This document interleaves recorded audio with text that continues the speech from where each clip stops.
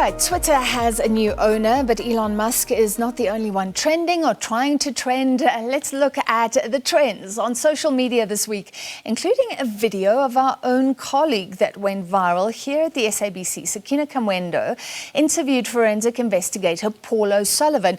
So let's just remind you of the context here. Sullivan allegedly helped Ramaphosa, the president, trace the suspect who stole millions of US dollars from his Phala Phala farm, a claim that he denies. The interview resulted in this heated exchange, though. As the head of the president's security detail there, you didn't know that? I had no idea. It wasn't my business, and I hadn't bothered looking at it. So it became your business when he implicated you. Excuse me? When did it become your business? Who do you think you're talking to? I'm asking a question. We're having a conversation. No, you're not asking a question. You're trying to implicate me. And if that's the way you're going to carry on, we shouldn't continue this discussion. Let me make one thing clear to you. I have no interest whatsoever in Phala Phala or what goes on there. But when I see Arthur Fraser, who stole hundreds of millions of rand from this country, trying to avoid jail by dreaming up stories and putting them into the media, I then start looking at all the people involved in that. I run a charity called Forensics for Justice, and we take it upon ourselves to investigate people like Arthur Fraser. And he put himself firmly onto my radar screen. And it's no coincidence that back in 2012, when Ruda was involved in hanky-panky with other people in the NPA, it's no coincidence that I then discover he got off the hook then as well. Mm-hmm.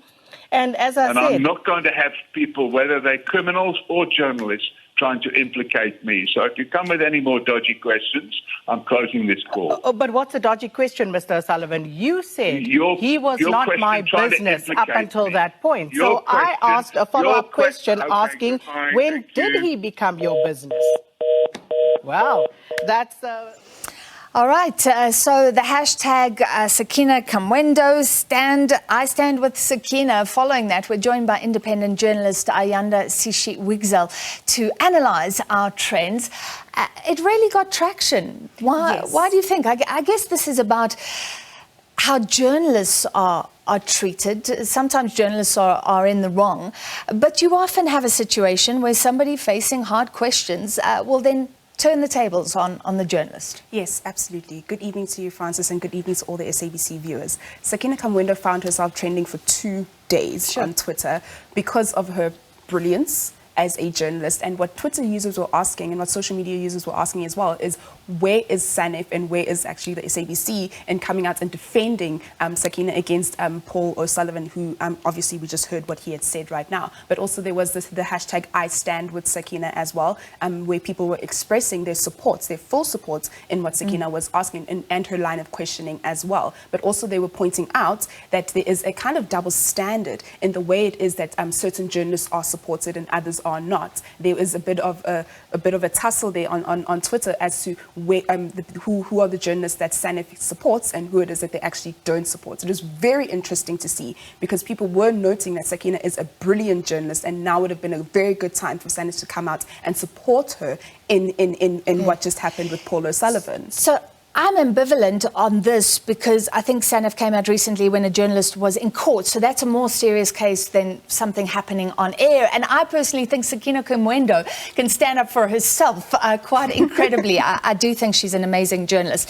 But I stand with Sakina, and the hashtag I stand is in itself becoming a trend, isn't it? Yes, it is becoming a trend as well. So if anybody is in the public eye for any kind of reason, and people feel that they need to stand with them, now that the hashtag I stand, is now trending. So I stand with Sakina in this instance, and also I stand with Karen as well in the instance of her court case that is happening with the former president. All right, then GBVF Summit 2022 and GBVF. We followed this summit called by the president closely. Very sad to hear some of the stories and to see the concerns about political will around GBVF, gender-based violence and femicide.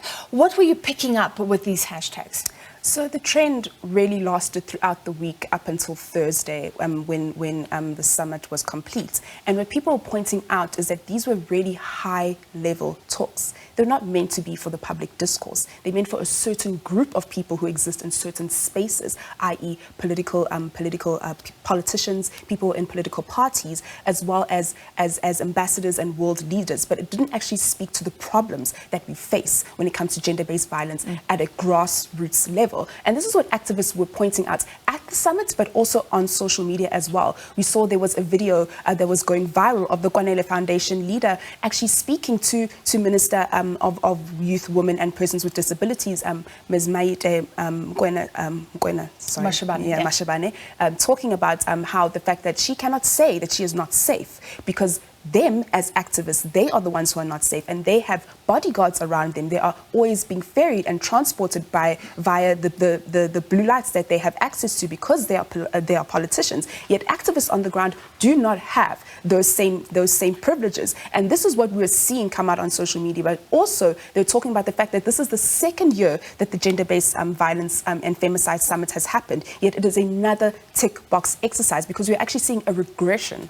We're seeing a regression in the number of rape cases that have been tried in courts. We're also seeing a regression in the number of prosecutions when it comes to rape cases, and the number of children that are dying is actually rising. Also, what was interesting about the Gender-Based Violence and Femicide Summit was that children were actually removed from the space. So the voice of children is really missing in these spaces, but in media in general, and people were pointing that out, but especially in this Gender-Based Violence Summit, where children have been making the headlines lately for being murdered.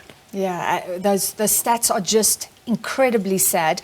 So it's interesting that people didn't ignore the summit, even if they saw it as an elitist talk shop. But the hashtag then becomes a way to make it real and for many women to share their stories, or we saw their journalists and others sharing their opinions on what is not happening. Absolutely. People were really voicing their opinions and saying that there is more that has to be done in order to fight the scourge of gender-based violence. But talking about it, especially having these kind of high-level talks and having a podium there and having all of these flowers, all this money that is spent, what is the meaningful impact that is going to come out of it? And that is what was voiced out on social media. Okay, so we spoke as SABC to two politicians, I think it was this week, Zweli Mkhize, Lindiwe Sisulu as well. And often traditional media now talking to social media, and people are interested in politics.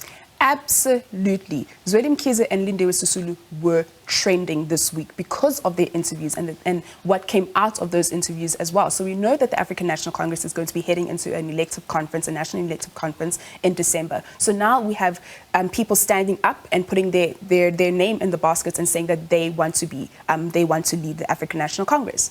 We know that Lindiwe Sisulu has said that she is going to avail herself should the branches nominate her. Zweli Mkhize has been nominated by the KZN branches, so he has put his name forward and availed himself to be president. What was interesting and what made those videos and what made those interviews actually trend was what Lindiwe Sisulu was saying. So what she said was that the step-aside rule should apply to everybody, and this is what people were talking about on social media. Is that why is it that the political rules in the African National Congress only apply to a certain faction and not another one? Zweli Mkhize's interview was also interesting, but for a very different reason, because people were saying that he is very clear in his answers when it comes to speaking about digital vibes and the scandal that happened and why it is that he fell on his sword, so to speak. But also they're saying that he is still a part of the same group of people that were corrupt and making the same decisions that they've been making since 1994. So what change is going to come out of them being in the presidency? And these questions are very valid because Lindiwe Sisulu is actually one of the longest serving ministers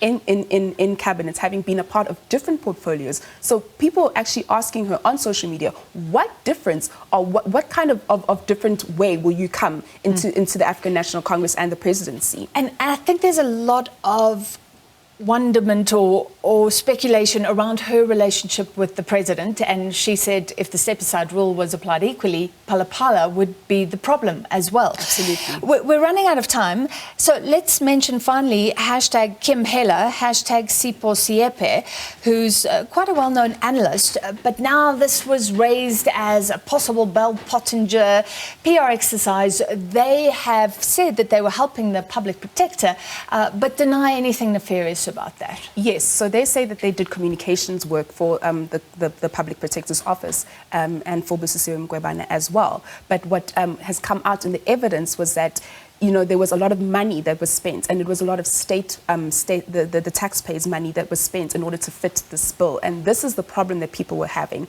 On social media, there was a divide about the way it is that the media was approaching this story about Kim Heller. And some were saying that, you know, there is a machinery in place in order to drive a narrative about the public protector, and this is what indeed Kim Heller did say. But also there are people on the other side of the spectrum saying that, you know, there is a way that that communications and strategy works in this country, and if you have a lot of money, you can control the way that the narrative works for yourself. And this is what they are accusing Busisiwe Mqwebane of doing with taxpayers' money.